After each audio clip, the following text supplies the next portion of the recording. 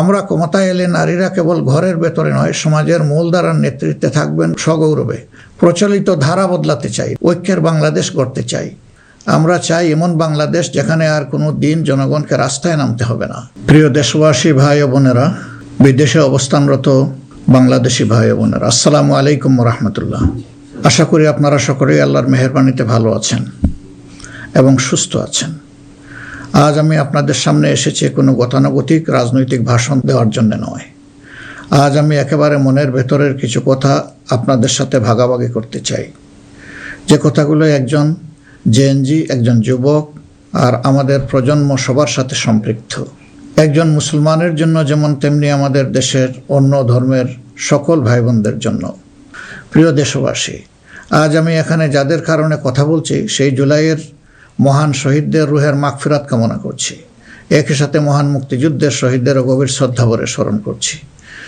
জুলাইয়ের রক্তক্ষয়ী সংগ্রামে এখনও বহু মানুষ আহত আছেন। আমি তাদের দ্রুত আরোগ্য ও সুস্থতা কামনা করছি। জুলাই হয়েছিল কারণ আমাদের দেশ আমরা একত্রিত হয়েছিলাম। জুলাইতে রাস্তায় নেমেছিল আমাদের তরুণরা, রাস্তায় নেমেছিল আমাদের প্রিয় মা বোনেরা, নারীরা, রাস্তায় নেমেছিল শ্রমিক, কৃষক, সর্বস্তরের ভাইয়েরা এবং সকল মেহনতি মানুষেরা। ফেসিবাদ বিরোধী বিভিন্ন রাজনৈতিক দলের নেতাকর্মীরাও তখন আমরা একাকার হয়েছিলাম। শিক্ষক ও প্রকৌশলী, ডাক্তার সহ বিভিন্ন শ্রেণী পেশার মানুষ তখন রাস্তায় নেমে এসেছিলেন। দেশপ্রেমিক সশস্ত্র বাহিনীর সদস্যরাও সে সময় অত্যন্ত প্রশংসনীয় এবং দায়িত্বপূর্ণ ভূমিকা পালন করেছেন। আমরা জুলাই আর চাই না। আমরা চাই এমন বাংলাদেশ যেখানে আর কোনো দিন জনগণকে রাস্তায় নামতে হবে না। আমাদের বুঝতে হবে জুলাই কেন হয়েছিল। জুলাই হয়েছিল একটা বৈষম্যহীন বাংলাদেশের জন্যে। জুলাই হয়েছিল একটা কালো রাজনৈতিক ধারার পরিবর্তনের জন্যে। যুগের পর যুগ ক্ষমতা কুক্ষিগত ছিল পরিবারতন্ত্রের হাতে, নির্দিষ্ট গোষ্ঠীর হাতে। সেখান থেকে মুক্তির জন্যে, বিশেষ করে 2009 সাল থেকে জাতির উপর এমন এক শাসক গোষ্ঠী চেপে বসে, যারা মানবাধিকার, ভোটাধিকার সহ সকল গণতান্ত্রিক অধিকার কেড়ে নেয় এবং গণতান্ত্রিক প্রতিষ্ঠানগুলোকে ধ্বংস করে ফেলে। গুম, বিচার বহির্ভূত হত্যা, আয়নাগর প্রতিষ্ঠার মাধ্যমে জনগণের উপর নিপীড়ন চালায়।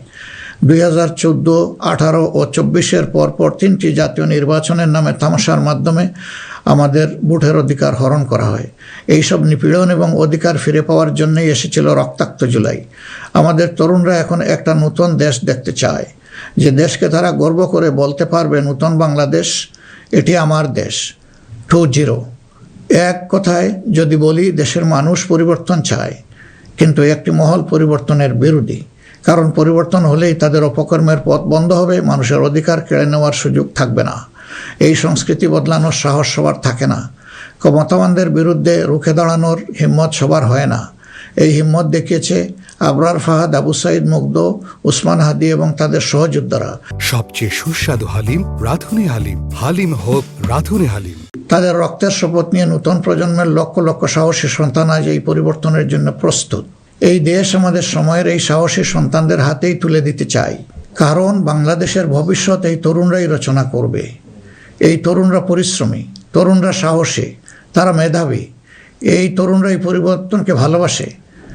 তরুণরা নতুনকে আলিঙ্গন করে, সত্য বলতে দ্বিধাবোধ করে না, প্রযুক্তি বুঝে এবং সামনে এগিয়ে নিয়ে যেতে জানে। তারাই পারবে নতুন বাংলাদেশ গড়ে দিতে। আমরা তোমাদের হাত ধরতে চাই। জুলাইয়ের মতো কাঁধে কাঁধ মিলিয়ে দেশ গড়ার কাজে সঙ্গী হতে চাই। প্রচলিত ধারা বদলাতে চাই। দেশটা বিভেদ এবং বিভাজনের রাজনীতি থেকে মুক্ত করতে চাই। মানুষের জীবনে শান্তি ফিরে আসুক, এটি আমাদের প্রয়াস, এই আমাদের চাওয়া। সবাইকে নিয়ে ঐক্যের বাংলাদেশ গড়তে চাই। এমন বাংলাদেশ যেখানে কেবল পারিবারিক পরিচয়ে কেউ দেশের চালকের আসনে বসতে পারবে না। এমন বাংলাদেশ যেখানে রাষ্ট্র হবে সবার, সরকার হবে জনগণের। প্রিয় দেশবাসী, জনগণ চায় একটু নিরাপত্তা, সুশাসন আর ইনসাফ। তাই আগামীর বাংলাদেশকে এসব অঙ্গীকার এবং মূল্যবোধের আলোকে সাজাতে চাই।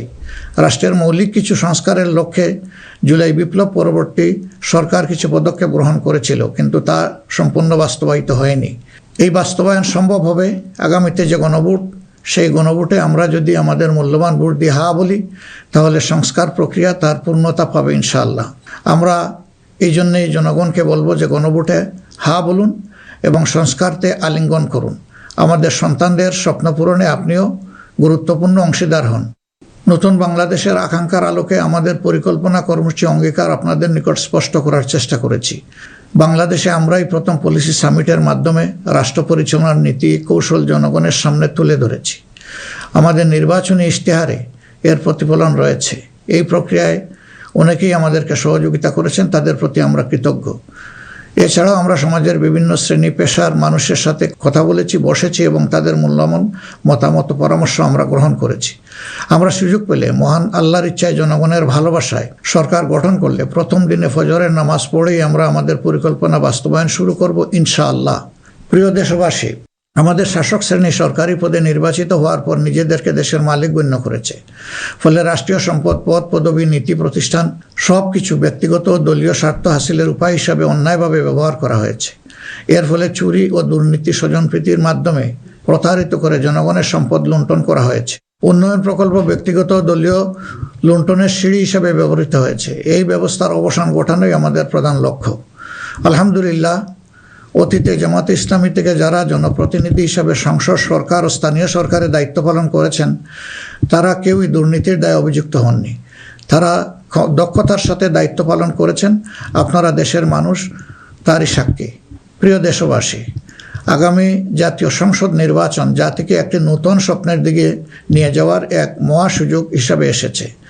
যেসব সমস্যা আমরা বিগত দিনে সমাধান করতে পারিনি, যে লুটেরা গোষ্ঠীকে আমরা নিয়ন্ত্রণ করতে পারিনি, সেসব সমস্যার সমাধান এবং লুটেরা গোষ্ঠীর নিয়ন্ত্রণের সুযোগ হচ্ছে আগামী নির্বাচন।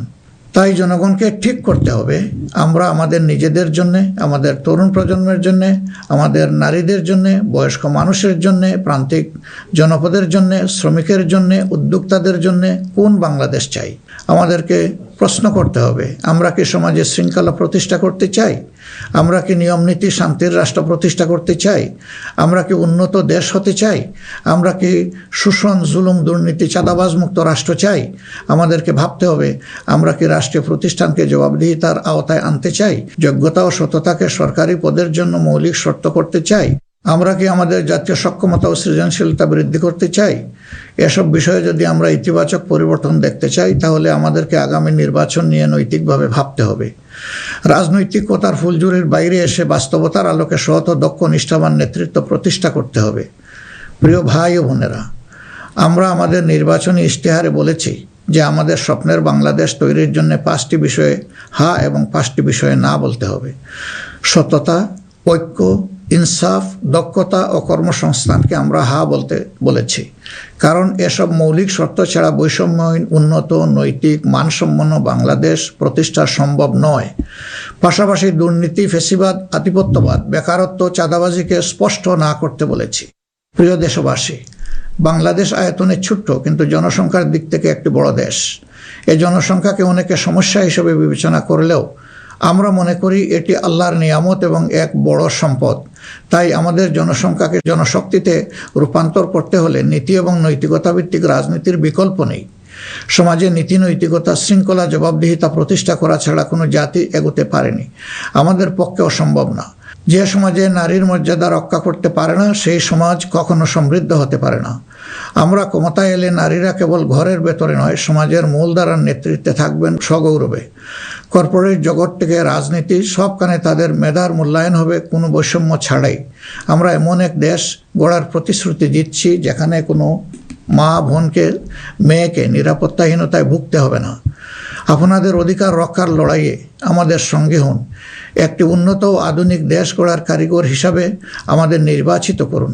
প্রিয় দেশবাসী, আমরা মনে করি সমাজে ন্যায় বিচার ও ইনসাফ প্রতিষ্ঠা করতে হলে সকলকে মর্যাদা দিতে হবে এবং সকলের মানবাধিকার সুরক্ষা করতে হবে। সকল পরিচয় নির্বিশেষে আমরা অঙ্গীকার ব্যক্ত করছি যে একটি মানবিক উন্নত দেশ গড়ার জন্য দলমত নির্বিশেষে সকলের মান, ইজ্জত, অধিকারের সুরক্ষা দিব ইনশাআল্লাহ। এই বাংলাদেশ মুসলমান, হিন্দু, বৌদ্ধ, খ্রিস্টান সবার। কেউ ভয়ের সংস্কৃতির মধ্যে বাস করবে না। যদি কেউ ধর্মীয় পরিচয়ের ভিত্তিতে আঘাত করার চেষ্টা করে, আমরা অতীতের মতো ভবিষ্যতেও তা প্রতিরোধ করব। প্রিয় দেশবাসী, আমাদের প্রত্যাশার বাংলাদেশ গড়তে হলে 3টি জায়গায় আমাদেরকে বিশেষ গুরুত্ব দিতে হবে। একটি হচ্ছে শিক্ষায় সংস্কার। শিক্ষা হতে হবে নৈতিকতা ভিত্তিক এবং সেটা হতে হবে টেক বেসড। এখনকার দুনিয়া সারাই প্রযুক্তিভিত্তিক শিক্ষার উপর নির্ভরশীল। আমরা সেই শিক্ষা থেকে বঞ্চিত। আমাদের সন্তানদের হাতকে আমরা দক্ষ কারিগরের হাত হিসেবে গড়ে তুলতে চাই এবং তাদের হাতে হাতে আমরা কাজ দিতে চাই। আমরা কোনো বেকার ভাতা তাদেরকে তুলে দিতে চাই না। দ্বিতীয় জায়গাটা হচ্ছে বিচারাঙ্গন। ন্যায় বিচার সমাজের প্রতিষ্ঠা হলেই কেবল আমরা আমাদের প্রত্যাশার বাংলাদেশ গড়তে পারবো। অন্যথায় দুঃশাসন এবং দুর্নীতির কণ্ঠ রোধ করা মোটেই সম্ভব হবে না। অতএব বিচার বিভাগকে আমূল ঢেলে সাজাতে হবে। সেখানে অবশ্যই সৎ, দক্ষ এবং কমিটেড যে সমস্ত লোকেরা আছেন তাদেরকেই বিচারের আসনে বসাতে হবে। তৃতীয় জায়গাটা হচ্ছে আমাদের অর্থনীতি। এই ভঙ্গুর অর্থনীতি নিয়ে দেশকে আগানো সম্ভব নয়। সুতরাং অর্থনীতিতে ব্যাপক সংস্কার সাধন করতে হবে।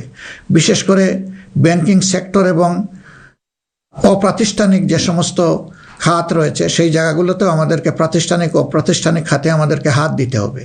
আমাদের ব্যবসাকে করতে হবে বিনিয়োগ বান্ধব। বিনিয়োগ বান্ধব হলেই দেশে কর্মসংস্থান তৈরি হবে এবং আমাদের বেকারত্ব দূর হবে। এই তিনটা জায়গায় আমাদের গুরুত্ব দেওয়া ছাড়া কোনো উপায় নেই। আমরা আশা করব দেশবাসী আমাদেরকে তাদের মূল্যবান ভোটের আমানত সমঝে দিয়ে আমাদের দেশকে প্রত্যাশার আলোকে গড়ে তোলার ক্ষেত্রে আমাদেরকে সহযোগিতা করবেন। সম্মানিত উলামায়ে কেরাম, একাধিক ধর্মের এ দেশ মুসলমানগণ সংখ্যাগরিষ্ঠ। তাই মুসলমান হিসাবে এটি আমাদের দায়িত্ব যে সমাজে ন্যায় বিচার ইনসাফ প্রতিষ্ঠা করা এবং সকলকে সুরক্ষা দেওয়া। এগুলো ইসলামের শাশ্বত আদর্শ। সকল মানুষের মৌলিক অধিকার নিশ্চিত করা আমাদের কর্তব্য। আল্লাহ তাআলা স্পষ্টত বলেছেন, ইন্নাল্লাহা ইয়া'মুরুকুম বিল আদলি ওয়াল ইহসান ওয়া ইতা'i যিল কুরবা ওয়া ইয়ানহা আনিল ফাহশাই ওয়াল মুনকারি ওয়াল বাগ। আমাদেরকে স্পষ্টভাবে আল্লাহ নির্দেশ দিয়েছেন। এ দায়িত্ব আমরা সকলে মিলেই পালন করব। তাবলিগি জামাত সহ ধর্মীয় মহলের ভাইদের প্রতি আমাদের আহ্বান, আপনারা দিনের জন্য যে মেহনত করছেন, দেশ গড়ার কাজেও আপনারা আমাদের সাথে গুরুত্বপূর্ণ ভূমিকা রাখবেন বলেও আমরা গভীরভাবে বিশ্বাস করি। আমরা অঙ্গীকার করছি ভবিষ্যতে কেউ আপনাদেরকে অন্যায়ভাবে বিভিন্ন বিশেষণের ট্যাগ দিয়ে নির্যাতন করার সুযোগ পাবে না। বিচার বহির্ভূতভাবে আপনাদেরকে আর হত্যা করার দুঃসাহস কেউ দেখাবে না। আমরা জানি অতীতে আপনাদের কোনো মানবাধিকার ছিল না। এ অবস্থার পরিবর্তন ঘটানো হবে নতুন বাংলাদেশের অন্যতম প্রধান লক্ষ্য। জাতীয় নীতি পদ্ধতিতে আপনাদের আনুষ্ঠানিক অবদান ও ভূমিকাকে জোরদার করা হবে। আন্তর্জাতিক মহল যারা আমাদের পরীক্ষিত পরিচিত বন্ধু, তাদের সাথে আমাদের সম্পর্ক হবে সমমর্যাদা এবং সমতার ভিত্তিতে। আমরা অন্যের ভৌগোলিক অখণ্ডতাকে সম্মান করি এবং শ্রদ্ধা করি, তেমনি সকল দেশের সাথে বন্ধুত্ব প্রতিষ্ঠাকে অগ্রাধিকার দেব। তবে আমাদের জাতীয় স্বার্থ মর্যাদা, জাতীয় উন্নয়ন, অগ্রাধিকার আন্তর্জাতিক সম্পর্ক নির্মাণে প্রধান ভূমিকা রাখবে। বৈশ্বিক উন্নয়ন চ্যালেঞ্জ সমূহ, বিশেষত জলবায়ু পরিবর্তন নিরসনে আমরা সাধ্যমতো ব্যবস্থা গ্রহণ করব এবং তা হবে স্বচ্ছতার ভিত্তিতে পরিচালিত। নিপীড়নের শিকার হয়ে আশ্রয় নেওয়া রোহিঙ্গা জনগোষ্ঠীকে তাদের নিজ দেশে নিরাপদ এবং সম্মানজনক প্রত্যাবর্তনের জন্য সব ধরনের কূটনৈতিক তৎপরতা জোরদার করা হবে ইনশাআল্লাহ। প্রবাসী ভাই ও বোনেরা, জন্মভূমি থেকে 1000 মাইল দূরে অবস্থান করেও জুলাইয়ের অভ্যুত্থানে আপনারা গুরুত্বপূর্ণ ভূমিকা রেখেছেন। জেল জুলুমের শিকার হয়েছেন, ত্যাগ স্বীকার করেছেন। ইতিমধ্যে আপনারা আপনাদের ভোটাধিকার প্রয়োগ করে নতুন বাংলাদেশে নিজেদের অধিকার প্রতিষ্ঠার পথে ইতিহাস রচনা করেছেন। আমি এতে আনন্দিত। আগামী দিনে দেশ গড়ার এই অভিযাত্রায় আপনাদের সক্রিয় অংশগ্রহণ ছাড়া আমাদের নতুন বাংলাদেশের স্বপ্ন অপূর্ণই থেকে যাবে। আমরা চাই প্রবাসীদের অধিকার এবং মর্যাদা রাষ্ট্রীয়ভাবে নিশ্চিত করতে। সে লক্ষ্যেই প্রবাসীদের জন্য ভলান্টিয়ার প্রতিনিধি নির্বাচন করা হবে, যারা প্রবাসীদের বিভিন্ন সুযোগ সুবিধা, সেবা এবং সমস্যার বিষয়ে দূতাবাস বা হাইকমিশনের সাথে সরাসরি সমন্বয় করে প্রবাসীদের স্বার্থে উপদেষ্টা ও প্রতিনিধি হিসাবে কাজ করবে। তাছাড়াও বাংলাদেশের বাইরে যেখানে যেখানে সমস্যা রয়েছে, যেমন ইংল্যান্ডে ম্যানচেস্টার ফ্লাইট বন্ধ করে রাখা হয়েছে, আমরা কথা দিচ্ছি আর কোনো ফ্লাইট বন্ধ হবে না, বরঞ্চ পূর্বের চালু ফ্লাইটগুলো আমরা আবার ফিরিয়ে নিয়ে আসব। নিউ ইয়র্কে নতুন করে বাংলাদেশ ফ্লাইট ইনশাল্লাহ চালু হবে। এরকম দুনিয়ার যে যে জায়গায় এই ফ্লাইটগুলো চালু হওয়া দরকার তা আমরা নিশ্চিত করার ব্যাপারে বদ্ধপরিকর। দেশ আর পিছনের দিকে যাবে না, দেশ এগিয়ে যাবে সামনের দিকে ইনশাআল্লাহ। প্রবাসী ভাইয়েরা যখন বিদেশে মৃত্যুবরণ করেন তখন অত্যন্ত অসহায় অবস্থা তাদের লাশ উপেক্ষিত হয়। আমরা কথা দিচ্ছি যারা আমাদের রিমিটেন্স যোদ্ধা তারা আমাদের গর্বের ধন। কেউ যদি আল্লাহর ইচ্ছায় বিদেশে ইন্তেকাল করেন, আমরা অত্যন্ত সম্মানের সাথে আমাদের কাঁধে করে তাদের লাশ দেশে বয়ে নিয়ে আসবো ইনশাআল্লাহ। আমাদের প্রবাসীরাও জাতীয় সংসদে আনুপাতিক হারে ইনশাআল্লাহ তাদের প্রতিনিধিত্ব আমরা নিশ্চিত করার পক্ষে। প্রবাসীদের সঙ্গত সমস্ত বিষয়গুলো আমরা গুরুত্বের সাথে বিবেচনায় নিয়ে দেশে যাতে কোনোভাবে তারা নিপীড়নের শিকার না হন তা আমরা নিশ্চিত করব ইনশাল্লাহ। প্রিয় দেশবাসী, নির্বাচনী প্রচারণা শুরু হওয়ার পর থেকে দেশের বিভিন্ন প্রান্তে আমরা গিয়েছি। আপনারা আমাদের সভা সমাবেশে যোগ দিয়েছেন, আমাদের কথা শুনেছেন। আপনাদের ভালোবাসা, অংশগ্রহণ ও সহযোগিতায় আমরা অভিভূত, আমরা মুগ্ধ। আমরা আপনাদের প্রতি চিরকৃতজ্ঞ। আমাদের নির্বাচনী প্রচারণা বা অন্যান্য কার্যক্রমে কেউ কষ্ট পেয়ে থাকলে আপনাদের কাছে আমরা ক্ষমা প্রার্থী। আগামী নির্বাচন সুষ্ঠুভাবে আয়োজন করা সকল রাজনৈতিক দলের নৈতিক দায়িত্ব। তাই আমাদের আহ্বান হবে নির্বাচনী আচরণ বিধিগুলোকে সম্মান জানানো এবং প্রতিদ্বন্দ্বী রাজনৈতিক দলের বৈধ অধিকারকে সম্মান করা। সুষ্ঠু নির্বাচন আয়োজনের মাধ্যমে রাজনৈতিক স্থিতিশীলতা নিশ্চিত করা হবে আমাদের রাজনৈতিক অঙ্গীকার। প্রশাসন ও আইন শৃঙ্খলা রক্ষাকারী বাহিনীর সদস্যরা নিরাপত্তার দায়িত্ব তারা পালন করেছেন অত্যন্ত নিষ্ঠার সাথে। আমাদের সাংবাদিক ভাই এবং বোনেরাও অনেক কষ্ট করে আমাদের বিভিন্ন অনুষ্ঠান কভার করেছেন। আপনাদের প্রতি গভীরভাবে আমরা কৃতজ্ঞ। আপনাদের ঋণ শোধ করতে পারবো না, আপনারা ভালো থাকবেন। আমাদের দলের বিভিন্ন পর্যায়ে নেতাকর্মী, শুভাকাঙ্ক্ষী এবং নির্বাচনী জোটের নেতৃবৃন্দ কর্মীগণ নিরলস পরিশ্রম করে যাচ্ছেন, আর্থিক ত্যাগ করেছেন। শেরপুরে আমার ভাই রেজাউল করিম প্রতিপক্ষের নির্মম আঘাতে শাহাদত বরণ করেছেন। আল্লাহ রাব্বুল আলামিন তার এই ত্যাগকে কবুল করুন এবং তাকে শহীদ হিসাবে কবুল করুন। আমাদের ভাই জনাব মোহাম্মদ নুরুজ্জামান বাদল, যিনি শেরপুর 3 আসনের প্রার্থী ছিলেন, তিনি ইন্তেকাল করেছেন। আল্লাহ তাকে উত্তম পুরস্কার দিন এবং জান্নাত নসিব করুন। প্রিয় দেশবাসী, আমরা আন্তরিকভাবে বিশ্বাস করি যে রাষ্ট্রীয় দায়িত্ব হচ্ছে আমানত। রাষ্ট্রীয় দায়িত্ব কোনো উপভোগের বিষয় নয়। সর্বাবস্থায় আমরা স্মরণে রাখব আমরা প্রত্যেকে দায়িত্বশীল এবং আমাদের দায়িত্বের ব্যাপারে জিজ্ঞাসাবাদ করা হবে। আমরা হযরতে ওমরের সেই বিখ্যাত উক্তি ও দায়িত্বশীলতা মনে রাখব যে ফুরাত তীরে একটি কুকুর না খেয়ে যদি মরে তাহলে তার জন্যও তাকে জবাবদিহি করতে হবে। আল্লাহর নির্দেশ অনুসারে আমরা ন্যায় বিচার প্রতিষ্ঠায় অঙ্গীকারবদ্ধ থাকব ইনশাআল্লাহ। আশা করি আপনারা আমাদের অঙ্গীকার ও স্বপ্নকে বিশ্বাস করে জাতীয় সংসদ নির্বাচনে আমাদের প্রতি সমর্থন জানাবেন। আগামী 12 ফেব্রুয়ারি তারিখে জামাতে ইসলামের প্রার্থীদেরকে দাঁড়িপাল্লা মার্কায় এবং যেসব অঞ্চলে 11 দলীয় অপর প্রার্থী রয়েছেন তাদেরকে আপনারা আপনাদের এলাকায় ইনশাআল্লাহ মূল্যবান ভোট দিয়ে নির্বাচিত করবেন। এই আকুল আবেদন আপনাদের সকলের প্রতি রাখলাম। আল্লাহ পরিবর্তনের এক মহা সুযোগ আমাদেরকে এনে দিয়েছেন। আসুন সেটা কাজে লাগাই। বিগত দিনের রাজনীতি পরিহার করি, একটি নতুন বাংলাদেশ তৈরি করি যেখানে সবাই মান, ইজ্জত ও মর্যাদা নিয়ে বাস করবে। আমরা আমাদের তরুণ সমাজকে সমাজের ককপিটে বসিয়ে দিতে চাই। বাংলাদেশ নামের উড়োজাহাজটি তারাই চালাবে, তারাই হবে ক্যাপ্টেন, তারাই হবে এটার পাইলট। আমরা গিয়ে বসবো প্যাসেঞ্জার সিটে। হে তরুণরা, তোমরা তৈরি হয়ে যাও। এই দেশ তোমাদের জন্যে, এই দেশ তোমাদের হাতেই তুলে দিতে চাই এবং এই দেশ তোমাদের হাতেই মানাবে, এই দেশ তোমাদের হাতেই গড়ে উঠবে। এটি আমাদের একান্ত প্রত্যাশা। বাংলাদেশ জামাতে ইসলামী নিরলসভাবে এই দেশকে গড়ে তোলার জন্য এবং দেশে বিদ্যমান সংকট নিরসনের জন্য সবসময় কাজ করে এসেছে। তা আপনারা সকলেই সাক্ষী। এমনকি আমাদের কষ্টের দিনগুলোতেও আমরা থেমে থাকিনি। আমরা জনগণের সুখ দুঃখ, ব্যথা বেদনার সমান অংশীদার ছিলাম।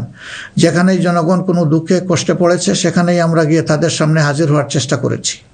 আপনারা তখন আমাদেরকে বলতেন, এত কষ্ট বুকে চেপে আপনারা এসেছেন আমাদের কাছে, এক আশ্চর্য জিনিস।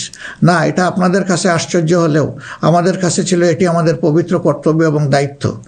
কোনো বাধাই আমাদেরকে সেদিন টেকিয়ে রাখতে পারেনি। ইনশাআল্লাহ আগামীতেও কোনো বাধা আমাদেরকে টেকিয়ে রাখতে পারবে না। আমরা আমাদের প্রিয় জনগণের এবং আমরা বিশ্বাস করি আমাদের জনগণ আমাদেরকে ভালোবাসে। জনগণের এই ভালোবাসায় আমরা অভিভূত এবং আমরা পূর্ণ আস্থা রাখি আমাদের জনগণের রায়ের প্রতি। আপনাদের সকলকে আজকের এই পর্যায়ে এসে আরেকবার আমি আহ্বান জানাবো, আসুন একটু নতুন বাংলাদেশ, তরুণদের প্রত্যাশার বাংলাদেশ, জিএনজির জন্য আগামী বাংলাদেশ, আমাদের নারী সমাজের জন্য একটা নিরাপদ এবং সম্মানের বাংলাদেশ গড়ে তোলার জন্যে আমরা সবাই আগামী 12 তারিখ দাঁড়িপাল্লা এবং জোটের অপরাপর মার্কা যেখানে যেটা আছে তাতে ভোট দিয়ে 11 দলীয় প্রার্থীদেরকে নির্বাচন করি। তাহলে ইনশাআল্লাহ প্রত্যাশার একটি দেশ আমরা খুঁজে পাবো, একটু নতুন বাংলাদেশ পাবো। আমরা বিশ্বাস করি জনগণ পরিবর্তন চায়, সেই পরিবর্তন জন্যই আমাদের এই আহ্বান। এই পরিবর্তন আমাদের হাতেই ইনশাআল্লাহ মানাবে, অন্য কারো হাতে নয়। দৃশ্য তো এটা আপনারা বুঝতেই পারছেন। আল্লাহ হাফিজ। বাংলাদেশ জিন্দাবাদ। বাংলাদেশ জামাত ইসলামী জিন্দাবাদ।